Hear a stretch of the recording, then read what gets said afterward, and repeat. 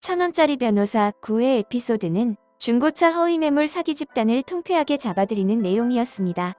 사무장은 연근이란 중고차 매매상에서 허위매물로 사기를 당했고, 이에 천지훈과 백마리는 중고차 딜러로 위장해 이들의 본진에 파고듭니다. 천지훈과 비밀 작전을 펼친 남예진은 중고차 상사들의 우두머리격인 카킹을 잡아들이는데 성공하는데요. 제법 젊어 보이고 목 뒤에 문신을 한 이 사람의 정체는 누구일까요? 혹시 이 사람이 천지훈 아버지에게 마지막 전화를 한 이 사람은 아닐까요? 한편 천지훈의 연인 이주영을 찔러 죽인 범인의 정체가 드러났습니다. 온몸에 명품을 휘두르고 온 이 사람은 천지훈 변호사 사무실을 찾아왔고, 천지훈이 주먹을 꽉 쥐는 모습을 볼 때 이 사람이 3년 전 이주영을 죽인 범인임을 대번에 알아챈 듯합니다. 천지훈은 그를 알아본 건 이주영이 살해당했을 때 지하철 CCTV를 통해 검은 모자를 눌러 쓴 이 사람에 대해 이미 파악을 해놨기 때문인 것으로 보이죠. 그렇다면 이 사람은 도대체 왜 갑자기 천지훈을 찾아온 걸까요? 단서가 아직은 좀 부족하긴 하지만 크게 3가지 이유 정도로 생각해 볼 수 있을 것 같습니다.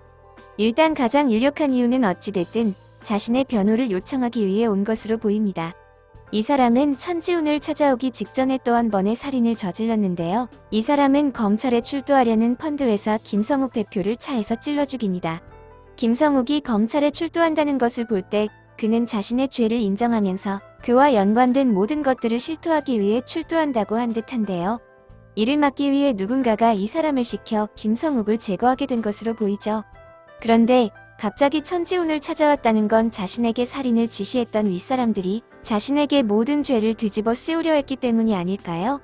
그러기에 자신도 잡힐 각오를 하면서까지 변호사를 찾아온 것이 아닐까 생각됩니다. 물론 자신이 찾아온 사무실의 변호사가 3년 전 자신이 찔러 죽였던 이주영의 연인일 줄은 꿈에도 몰랐겠죠. 아니면 이 사람은 이주영이 있던 사무실을 일부러 찾아온 걸로 볼 수도 있습니다.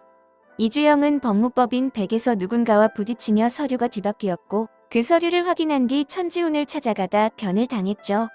그런데 이주영은 제거했지만 이주영이 자신들의 정체와 관련된 또 다른 증거들을 숨겨놨다 생각할 수도 있습니다. 예를 들면 이 열람 제한 문서를 복사해놨다던가 그 서류 봉투 안에 또 다른 중요한 무언가가 들어있었을 수도 있고요.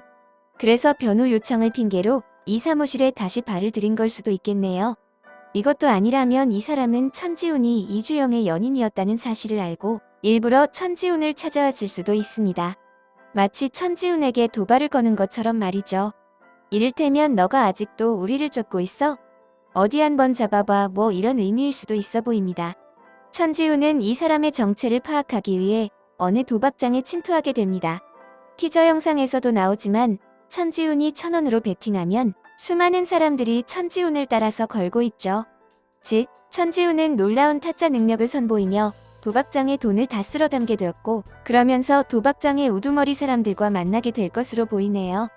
다음 주 금요일은 프로야구 포스트 시즌 중계 관계로 10회 방송은 토요일에 방영됩니다. 그럼 저는 다음 회 리뷰로 다시 찾아뵙겠습니다. 감사합니다.